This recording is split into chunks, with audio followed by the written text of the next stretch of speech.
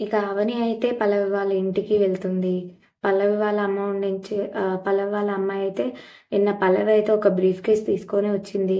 ఒకవేళ ఆ బ్రీఫ్ కేస్‌లో డబ్బు ఉండొచ్చా? అదేనా నువ్వు పోయిన డబ్బు అనేది అని చెప్పేసి ఇక పల్లవి వాళ్ళ అమ్మాయి అయితే అవని ఇంట్లోకి తీసుకువెళ్ళి ఆ బ్రీఫ్ కేస్‌ని చూపిస్తుంది.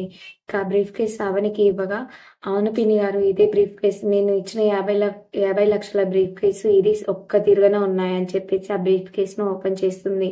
అందులో అయితే 50,00,000 మనీ ఉంటుంది. ఇంకా పల్లవి వాళ్ళ అమ్మ అయితే షాక్ అవుతుంది.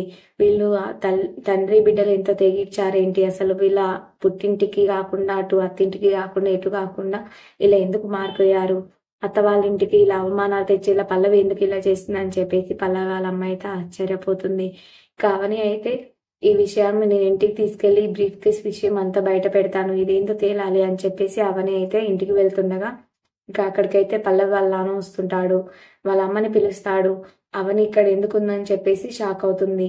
మరి వాళ్ళ నాన్న ఏమన్నా అంటాడా? ఆ బ్రీఫ్ కేస్‌ని అవనికి ఇస్తాడా? ఇవ్వడా? మరి అవని ఆ బ్రీఫ్ కేస్ ఇంటికి తీసుకెళ్ళి పల్లవిని నిలదీస్తుందా? లేదా? ఈ ట్విస్ట్ ఏంటో చూడాలంటే రేపటి ప్రోమోలో చూద్దాం. వీడియో నచ్చితే లైక్ చేసి సబ్స్క్రైబ్ చేసుకోండి. Thank you for watching.